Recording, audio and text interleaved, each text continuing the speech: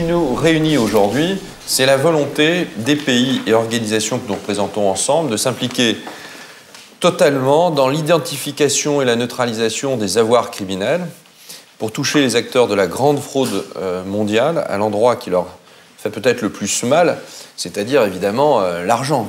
Et je vous remercie bien entendu de votre attention et je vous souhaite un bon travail.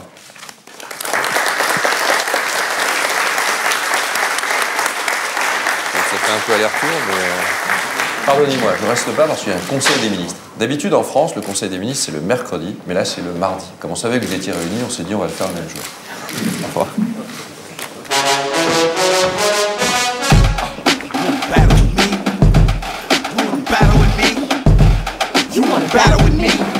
Ouais. Je disais à Jérôme, il faut me donner des exemples qui vont être regardés, là, je les ai pas. Oui, je vais passer. J'aimerais bien les avoir.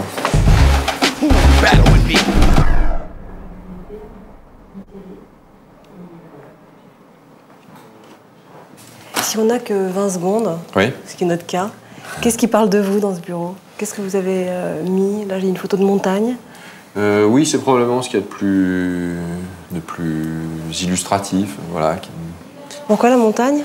Et ça, c'est un photographe de Bercy qui aime beaucoup la montagne et qui m'a offert cette photo, qui a pris cette photo pendant ses vacances. Et c'est Chamonix, c'est une partie de Chamonix. Et ça, c'est un sommet que j'ai fait cet été, par exemple. D'accord. Vous êtes montagnard? Ça s'appelle l'aiguille du Chardonnay. Vous êtes montagnard dans l'âme? J'aimerais bien l'être. J'essaie de l'être, en tout cas. Parce qu'en général, quand on n'a pas le pied marin... J'essaie de l'être. J'ai pas tellement le pied marin, mais j'ai le pied alpin. Voilà. Bon, vous aimez bien les sommets. Aujourd'hui, vous êtes au sommet de l'État, en pleine crise. Il y a plus haut que moi. Il y a encore, oui, il y a un peu plus... Mais vous êtes jeune. Il reste quelques marches, on y reviendra. Cette crise financière est quand même un gros morceau à traiter quand on est au budget comme vous. Est-ce que vous commencez à reprendre un peu confiance? Moi, je suis ni confiant, ni inquiet. Je pense qu'il faut se battre, en fait. C'est une crise lourde. Nos concitoyens sont en train de s'en rendre compte, parce qu'on voit bien qu'elle se généralise un peu partout dans le monde. On voit même des pays, c'est quelque chose qu'on a probablement du mal à comprendre, des pays qui s'écroulent. Il faut rétablir le crédit en France et faire en sorte que l'Union européenne bouge et essayer de trouver des solutions communes, aller décider les États-Unis. C'est tout cela, la crise, c'est le rôle du président. Et puis nous, chacun dans son domaine, eh ben, on essaie d'être à la hauteur de ça. Oui, faut se battre, voilà, en fait. La vraie réponse, c'est de se battre pour que la France en sorte en réalité le plus rapidement possible et en même temps le mieux possible. Avec le moins de dégâts tire des possible. Conclusions. Et le moins de dégâts pour les gens. Mais alors, donc il y a l'action, ce qu'il faut faire, donc le nez dans le guidon, les mains dans le cambouis, mais il y a aussi l'explication, la communication. Ouais. Et donc, je vous demande un petit exercice pratique. Imaginez que j'ai 13 ans, je suis une petite fille. Vous avez quel âge alors? 14 14 tout juste. Et voilà, visiblement, c'est difficile de comprendre pourquoi on a tant de mal à trouver 1 milliard pour financer le RSA, mais qu'on arrive à lâcher 320 milliards pour sauver les banques. Alors, ce n'est pas les mêmes milliards. Je sais que ça crée beaucoup de difficultés. Alors peut-être qu'on pourrait leur donner un autre nom.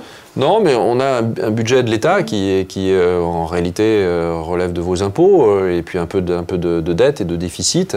Et le RSA, c'est cela, c'est une dépense sociale. Il y en a beaucoup d'autres. Il y a des dépenses pour l'éducation nationale, pour les militaires. Qui est appelé à se renouveler. Qui est appelé à se renouveler. C'est une charge qui va se renouveler au fur et à mesure des années. Et puis, il y a ces dépenses, cet argent qui est engagé pour combattre contre la crise financière, dont le but est de rétablir le crédit, en fait, de refaire que les banques prêtent. Donc pour rétablir ce crédit, il faut aider les banques à reconstituer leur capacité à prêter.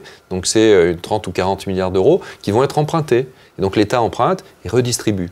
Et en face de ça, il a des titres. Quand il redistribue de l'argent aux banques, il prend des participations dans les banques. Il a en face un titre d'une banque. Il est un peu propriétaire de la Société Générale ou de la BNP. Puis quand on sort de crise, il vend ses participations. Et donc ça n'a pas coûté d'argent. Puis une autre partie de l'argent, qui sont des garanties.